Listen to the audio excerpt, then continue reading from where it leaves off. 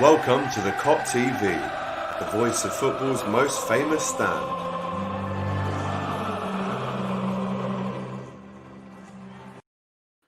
Hello and welcome back to the Kop TV for a very, very special video. This time it's a chat with, and I have the one and only Mr. Lewis Myles. How are you, sir? How are you doing, mate? I'm good. Nice to meet you. Fantastic to meet you as well. Now, guys, if you didn't know already, Mr. Lewis Myles is a very special man. He was the mastermind behind the Liverpool documentary called The 30-Year Wait, which just come out a couple of weeks ago on BBC Two. Talk to me, Lewis, about how this. Louis, about how this came about. Did you approach the BBC, or was it the other way around, or what was the first conversation? No, it was the other way around for like first time in a long time. So you usually have to spend ages pitching this stuff. But the Beeb had already had it commissioned. BBC Sport had it already commissioned by BBC Two, and just so happened that I was free at the right time. I had another gig gone down, and we got going with it. And great story to cover. I was a bit wary because I was a bit worried it was just going to be Liverpool are great. This is a fantastic season, and I think, well, everyone else is going to do that. But actually, they done a lot of work in making sure that the film was very much commissioned on the basis of like, why is it a 30-year wait? Why did it take that long? What's the reasons for that? And why does that matter? Because I'm not a Liverpool fan, so that was probably the first thing. There was the first thing that came up to me though, which is like, look, why would I care if I'm going to watch this? Because there's so much of this around now that why does this matter? Do you know what I mean? There's so many docs knocking around that why is this one good? But of course, there's a story. I mean, there's just so much gone on in that time, and very good reasons to why it was that 30 years. Yeah, like you mentioned, a long time, 30 years. 30 years too many, I think. So if you're not a Liverpool fan, who do you support? I'm a Brighton fan. So okay. I was born on the day that Brighton are in the FA Cup final, and my dad couldn't go. So he's never really forgiven me since. We went to the replay and we got absolutely smashed by United. I'm a Brighton fan, and I go and watch AFC Wimbledon occasionally when Brighton were going through their when we were going through all those really, really dark days, and it was all cutting up rough, and then Gillingham, we started going to watch Wimbledon every now and again as well. I season ticket holder at Brighton, and put in a little bit of money to help with the new stadium, all the rest of it for Wimbledon. Oh wow! So looking forward to going to Park Lane and seeing a bit. Not much. It's one of those bonds where everyone can do it. It's not like tons of cash, but there's a little bit of emotion there. So yeah, so that's what that's my football fix really. So yeah, love that. Niraj getting in touch. Hi Louis. Claudia T says hi all. Cameron, who's a big fan of the channel, says it was a great watch. Guys, if you haven't watched this documentary, The 30-Year Wait, I've actually put the link to it in the description of this video. So please, if you haven't already, I think it's still on iPlayer for another 11 months. So you've got time. It's not going to disappear.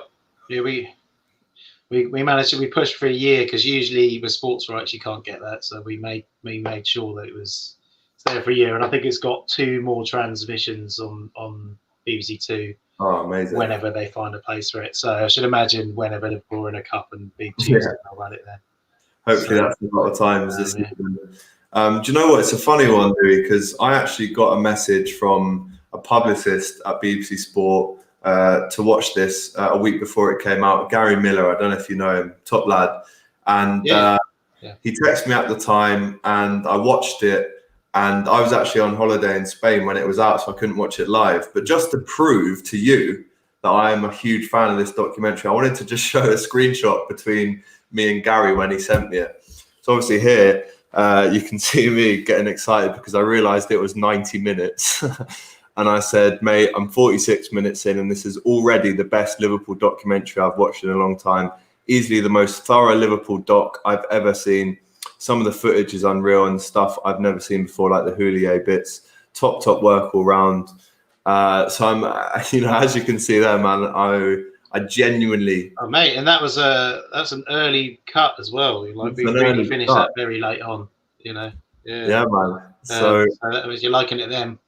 yeah, I loved it then, and I still love it now. The thing for me is, and listen, man, like I've seen every Liverpool documentary there is. I'm a real buff aficionado nerd, if you like. But this stood out to me because one was the length; it was 90 minutes, and two, it was just so thorough. Like you literally didn't leave one stone unturned from 1990 all the way to 2020. And three, what made it extra special for me was just the footage that you managed to get hold of. I mean, the production must have been really tough coming into COVID. I mean, we'll talk a little bit later about the actual footage that you managed to get hold of, but talk to me about the difficulties around filming, especially when COVID happened. Oh, it was a nightmare. I mean, the without revealing too much on budgets and stuff like that, the budget wasn't huge anyway, so we knew we had to cut our corners, not cut our corners, but we knew we had to be selective with who we interviewed in the first place. But then obviously it gets just way more difficult when you're, you don't even know if you're going to finish it. So we were in production for 3 weeks pre-COVID, I think. Well, three pre the lockdown anyway. And I was a bit annoyed because we decided everything got pulled like the day before I was supposed to go to Alicante to go and have lunch with Rafa, which would have been a nice lunch, I reckon. Yeah, I reckon that would have been a good lunch. He, I mean, it was tough. And like the stuff I've done before, I'm kind of a stickler for making things look good and try and light it nice. And we knew that we'd have that bit of an issue anyway, just because with the type of show it was, and generally with people like who working in football, like you get last minute calls to say that we're going to do this. It's like if you're doing something a bit more considered, a bit longer term, like for the cinema or stuff like that, or a feature doc, you'll get like a week's notice and you can go and set up the room the way you want it and make it look really single. So we knew we can do that anyway, and then lockdown makes that even harder. It seemed to work in the end because of the way we'd shot it in the first place, which is kind of pretty simple to be honest. But like everyone looking down the camera, it mean we didn't have anything too elaborate to get going again when we filmed again. My only sort of big thing was that, given the platform that BBC Two is and the amount of Liverpool fans that there are, we knew that this, if we get it right, then it's gonna really like bring the emotions up in people. And I didn't really want Zoom interviews and streamed interviews going on it because especially by the time that it was going out, people have had enough of that anyway, seeing it on the TV. But then also you want to make it look as best as you can. But Sean the DOP found Sean found a way of managing to get his camera to be a zoom camera, if that makes sense. So we had this big sort of broadcast cinema camera with prime lenses on, and you run a lead out, and then there's a little box that converted it into a stream. So I was sitting here doing the interviews with the likes. Well, the first one we did have our executive went to do the first one with Rafa because we just didn't want it to go wrong.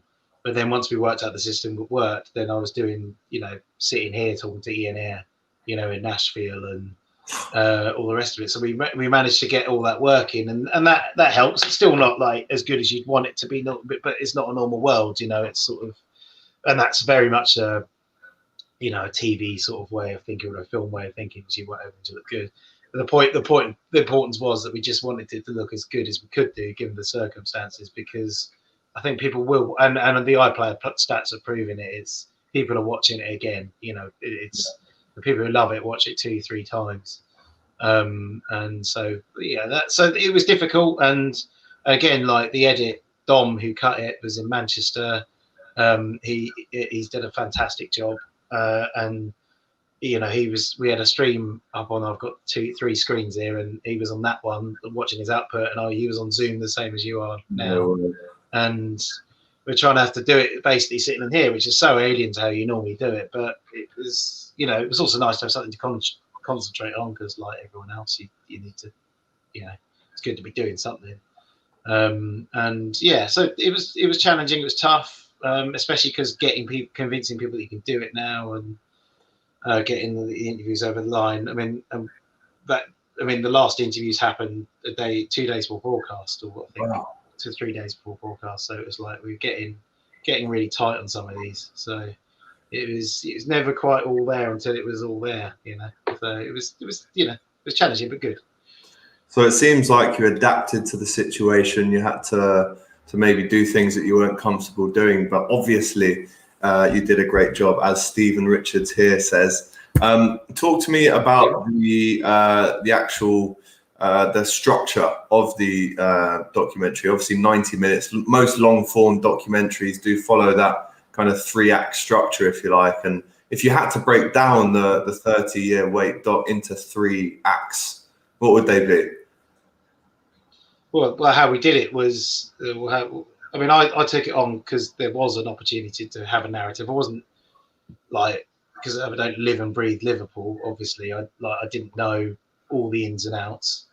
And it's interesting you say it's very thorough. I felt as though we haven't been that thorough, to be honest. There's lots of stuff, lots of stories that are left out, and things that you could have put in, but you've only got a certain amount of time. And I sort of had obviously you knew that things like Hillsborough would obviously had a big reason for this wait, but you never quite really sure why. And it was only really after we did a few interviews pre-lockdown. It was only really after I'd done one with Roy Evans and then Rick Parry, when actually just chatting to Rick and just sort of saying, well, look, this is where we're thinking we're going with it, and then actually get the confidence to actually put that on screen, because you can think these things, but if you haven't lived it, breathed it, been part of the club, being a fan, all those sort of things, they're just opinions. But then actually when certainly Rick, who like he was CEO for a long time, he was the guy that was trying to make things work. He lived it. He saw I mean, he ran the Premier League for a bit as well, so he really knew what he was talking about. And when he was saying, no, you're pretty much, that's roughly the right sort of thing, I think. And actually then when you spoke to other people further down the line about it, a few people hadn't thought of it in that way, and then they were like, actually that makes a lot of sense, like how you're putting it together. And the basic premise is this, and in any film it's never really shouldn't be obvious of what the structure of long form should look like, but lots of stories are very similarly told in act structures, and it's very simplified, the 3-act structures, although you can have 5 or 8 acts as they used to have in the Shakespeare plays and whatnot. But the 3 acts are essentially Liverpool as a broad brushstroke, and obviously there's lots of little things that happen, but as a broad brushstroke, Liverpool are English football's first dynasty.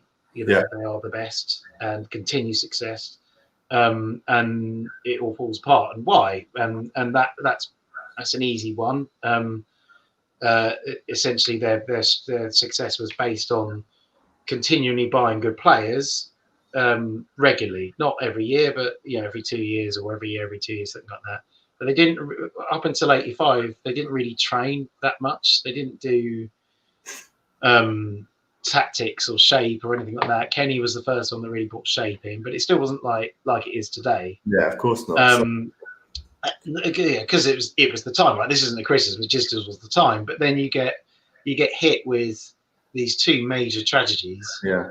And I think some people wondered why Heysel was in it. I think it is important to have that in, because I think that does affect things.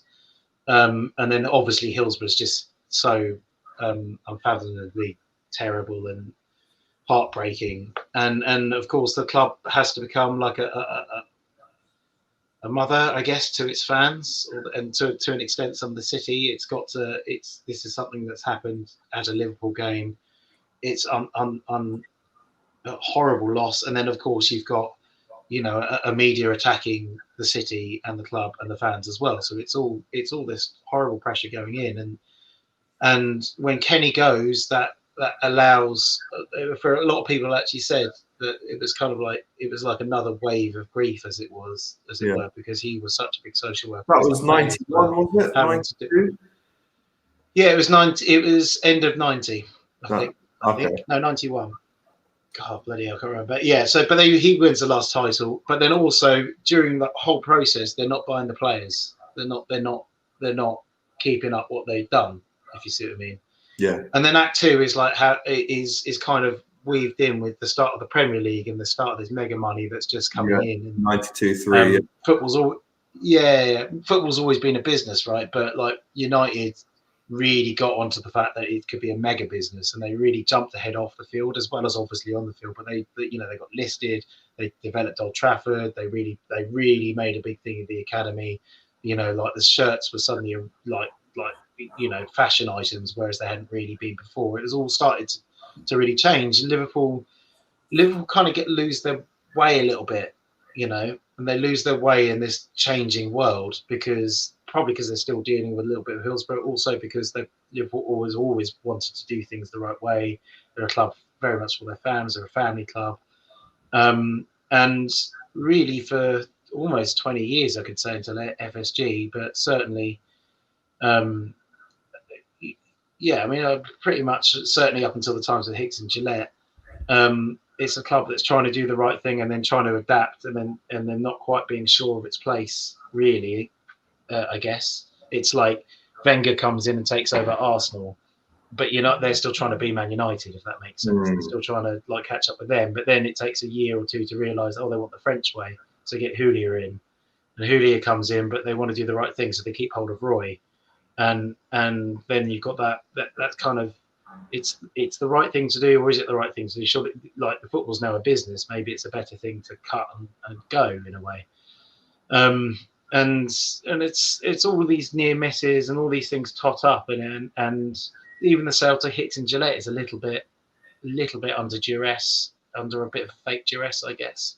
It's trying to keep up with Chelsea, who have got this unquestionable wealth, unlimited wealth that you can't keep up with. So you've got to sell to someone who can do it. So we must sell this. We must get some people in. And I guess if Dubai had happened, if they'd sold to Dubai, it might have been a different outcome. But if you sell it, then these two charlatans take it over, and then the club's really in internal battles. Everything's internal. You're not looking out. There's no chance there. And it was amazing that Rafa got so close with that season in 2009. And then the third act is FSG coming in, and it's not straight away, obviously, and obviously lots of people remember the near past, and it's taken a bit of time, and it's a mixture of the data and analysis, and again, massive change in football in terms of how players are scouted. It's not just one man doing it and all the rest of it. But it takes years for that to come to fruition. There's a few mistakes, there always is, and then of course Klopp, Klopp gets it, solidifies it all together, and he's, I don't know. I mean, like loads of people. There must have been 4 or 5 interviewees, including managers, who said he's the first one since Shankly that's been like that in terms of how he's unified a place and how he's taken everything, pulled it all together. So he's almost the third act in a way, but really the change was FSG, and the club's not fighting itself and worried about internal battles. It's right, what can we do to improve and get better? And that's a huge change in psychology that happened. Yeah, amazingly rounded up there, man. I think once you break down those 3 key acts, it really does bring together an absolutely incredible story. How did you manage? Because like I said, I've watched all the documentaries that are out there, but there was some parts, I think, especially with the Houllier cuts, where I was just shocked because I'd never seen the footage before. Especially there's a clip of him, I think, at the end of the 03-04 season, when he kind of just gives up and, says to the press after a press conference, well, maybe it is time to go then. And, I think it was around this era where Phil Thompson and Gerard Houllier were doing their best after the 01-02 season, especially when we came second, to really build Liverpool up and up. It didn't quite happen. I mean, as you maybe saw in my chat there with Gary Miller, I was surprised actually that there was so much tension still between Gerard and Roy Evans. I mean, of course they were co-managers for one point. There's Roy and Brendan Rodgers there, but the tension is the thing that really comes across for me. I mean, that's partly, the drama exists, right? Yeah. So all that stuff is there, but then it's how you cut it together as well. So Like, I don't think Roy absolutely hates Gerrard, but I think he fell out. I think because of what happened and how it ended, I think it's going to hurt. You're a manager of this amazing football club. I mean, especially he's been there all of his life. And, Roy was part of the time to go, original, and it's wasn't he? With the legends. Exactly. So it must have really hurt. Yeah. So I mean, and you have to go through these things over and over again to make sure you're not making something up. There's very clear guidelines on that stuff, and obviously you can do that anyway. But I mean, those were Roy's words, and I mean, Roy is absolutely a sweetheart. He's a lovely man. Pleasure to spend. Yeah, that was one of the ones we could do there. So we went to his house, and look, I mean, it's kind of when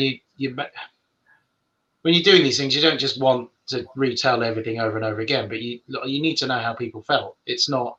It was a great day. We won in Istanbul. What a fantastic night. It's like, actually, what was the questions you ask aren't what a great night is it? It's like, what was the atmosphere like? What was it like outside the stadium? What did it smell like? You know, those sort of weird. And some people get it and go straight into it, but then other people are like, oh, what are you on about? But then once you keep on going down that route, then people start to remember a little bit more, because you want people to feel like they're there, you know, to really bring it across. And with Roy, it was kind of, it took a few questions to get to the bottom of it, because it was, you know, you don't want to go too far into it, because obviously it's pretty obvious and people will say only what they want to say. But actually, there was a bit of time, because I'd have to look at the rushes again, but I think there was something on the lines of it just saying, look, it must have hurt, like it ending like that, Roy, and you know, somebody come taking your patch, you know. So it was a kind of a teed up question, but and Roy doesn't naturally want to hurt or say ill of anyone, right? I mean, that sort of thing. But it's a true thing to say that he wouldn't have been his favourite person in the world, you know. And he doesn't hate him, by the way, at all. I think it's that, like, you know, for a long period of time, it's gonna grate, you know. Of course.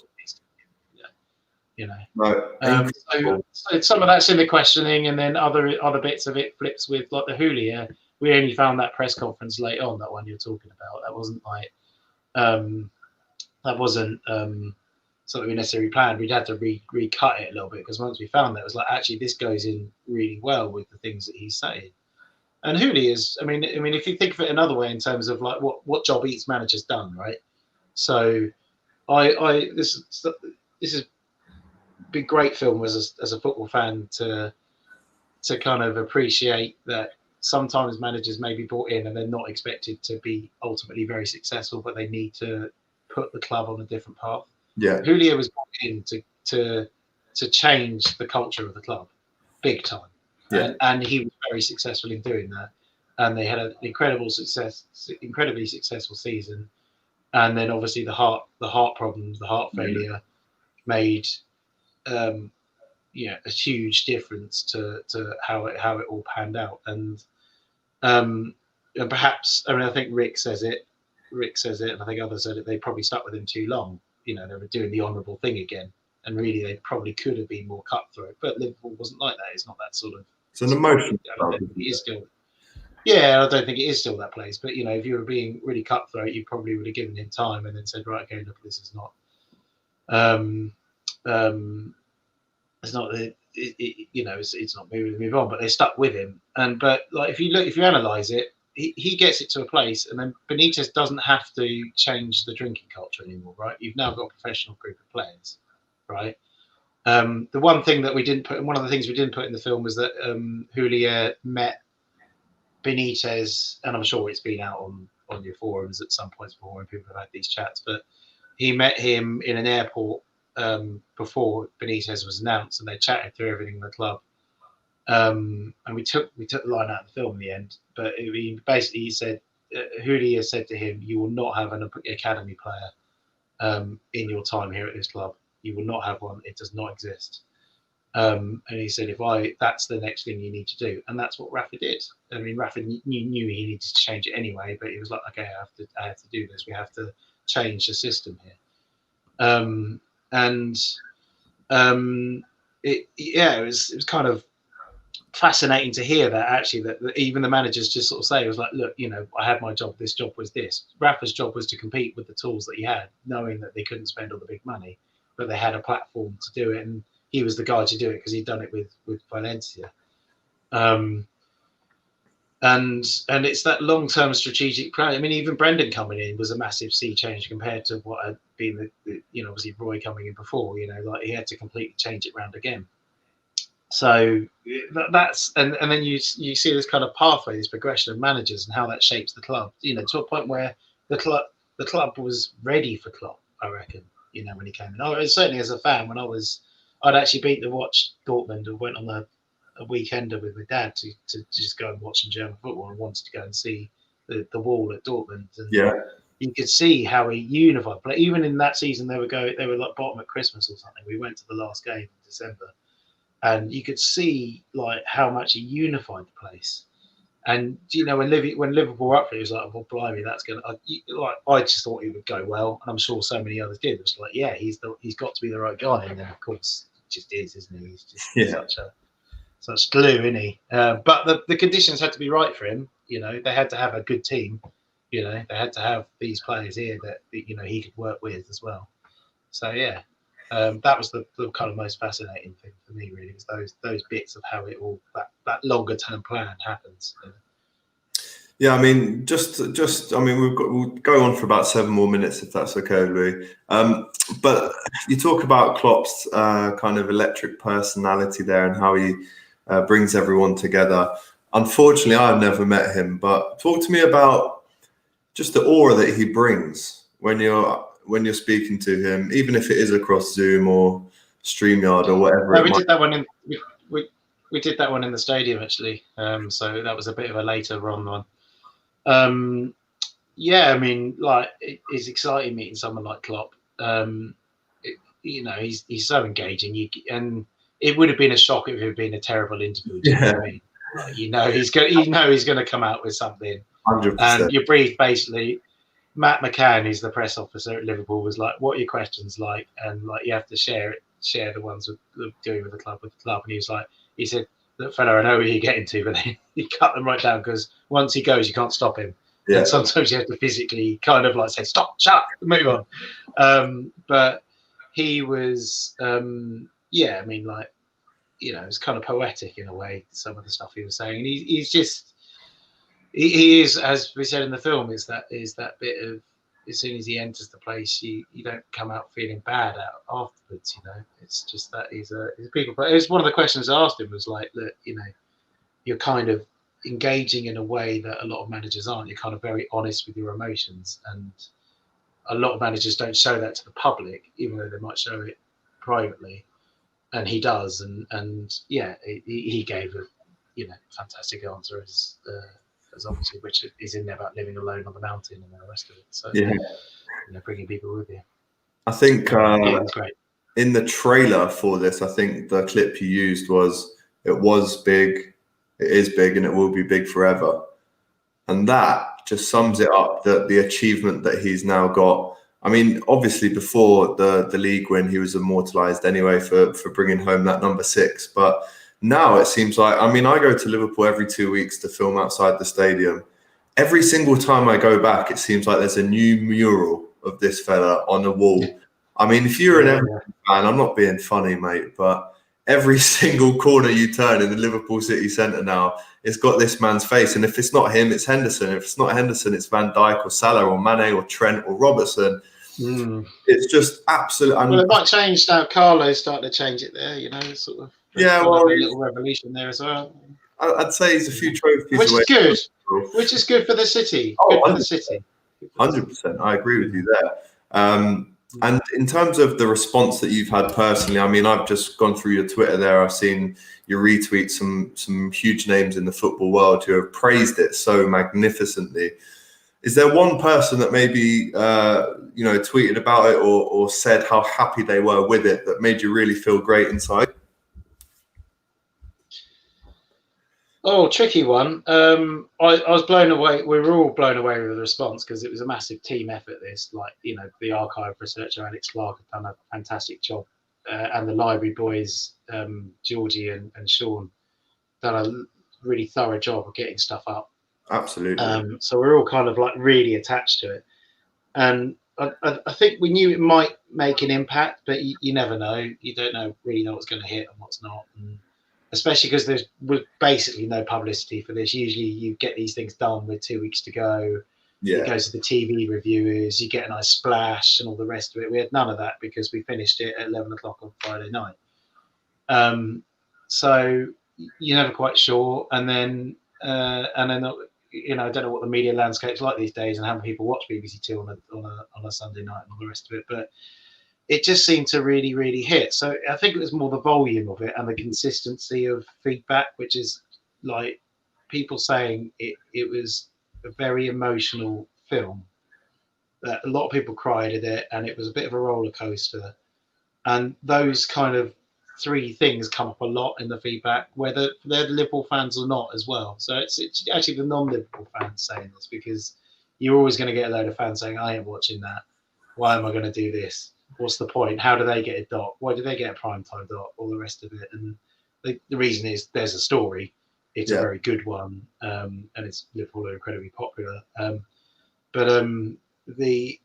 So it was more that more than anything, more than any sort of single bit of praise, really. I mean, I certainly noticed that, and it was nice to see some of the bigger names like Henry and all that, you know, watching it and getting on board. Henry Winter, that is, yeah. Yeah, sports journalists, you know, really, like, there's a fantastic bunch of people that put, you know, they work very, very hard, and they really are based on story rather than like us in telly and film and stuff. We're paid to make stuff for broadcasters, and there's a little bit of competition there and all the rest of it. But sports journalists kind of know what a story is, and so if you get in, or journalists and reviewers, obviously, but you know, those guys lived and breathed this, and to get that kind of sort of, you did the right thing. It's great. And look, there's always going to be some criticisms. There's obviously things that in there that we've had to leave out, and it would have been nice to have some more interviewees and all the rest of it. But you know, we obviously tried for everyone and tried for everything, and you get what you get, and you make what you got. Then you got to put it together, and for that, it's nice to have that amount of consistently good feedback, which is the main thing. Louis, I think on behalf of myself and all Liverpool fans, genuinely, I thank you so much that now we have something that really captures the pain, the ups, the downs. It really is an incredible piece of work from the first second to the last second. And, you know, like I said, man, I've watched them all, and this one really stands out for me, especially knowing that you're not a Liverpool fan and you really had to, you know, dive really deep into the ethos, the names, the stories. It is truly an incredible piece of work. I've got goosebumps talking about it right now. Oh man, thank you. I'm so thankful for you to put this amazing body of work together that will stand the test of time. And, you know, in 20 years, hopefully we've won a lot more titles, and it will be something that I can show my kids to educate them on the history and the pain and the ups and downs, the tragedies. Honestly, man, thank you so much. No, thank you, and thanks for having us on. And I'm glad so many people liked it. It was kind of important that Liverpool fans did like it, really. I mean, it would have been a travesty if they didn't, but to see that response is great. And I think people did like it. I know we got to wrap this up, but I think people did like it. And I kind of only worked this out the other day, is that it's kind of people's lives. That makes sense. So so it's like their entire like. I'm not saying everyone's only concentrated Liverpool. I'm 26. Families, I'm 26. But it's people. But it's people's. It's the club's the thing that you attach yourself to, probably through thick and thin. You don't drop. Like you might like a music star for a while, but it might not be forever. You might like a bit of comedy and all the rest of it, but there's the one thing that kind of stays through your entire life. And I guess because it came out in lockdown, because they won the title, obviously in the way that they did, and because people were obviously going through some tough times as well, then you're actually watching your almost the bit of emotion that you have in your life, you know, on screen. And I think that's probably why it's happened that way. And it's nice to be able to tell that story. And it's you know, not just for Liverpool fans as well. As I say, it's nice to hear that from other people that aren't Liverpool fans, who are like, actually, no, I remember those suits. You know, I remember being a 12-year-old boy and having that kit, even though I wasn't a Liverpool fan and all the rest of it, you know. Yeah, I think I saw some tweets on your Twitter as well that were maybe other fans of other teams and said, listen, I've got no relationship to Liverpool, but I watched this. Let's get through some quick questions or comments. Louis, I watched the documentary last Friday, and fair play to you on it. I think it should definitely win an award for what was about and was one of the best documentaries I've watched in a while. Absolutely echoed. What else have we got? Thanks, Louis. Another thank you here from Christopher. Another thank you here. Another thank you here from Claudia. All Liverpool fans showing you a lot of love. Merci, Louis. And of course, Diego, as always, says hit the likes and subs. Listen, Louis, thank you so much once again. I hope to cross paths again one day in the future. And I definitely owe you a pint because that is an incredible piece of work. Thank you so much. Nice one, man. Everyone enjoy it. Nice to meet everyone. And yeah, good luck for the new season. Thank you very much. Just signed Thiago, so I think everyone's happy. But once again, yeah, Louis, is that gone through now? Is it? All gone through. All gone through. Confirmed. Very good. Great signing. Love that. Ranger passing on that boy. Ranger passing. Right. Gotta go. See you later. Bye. Massive love.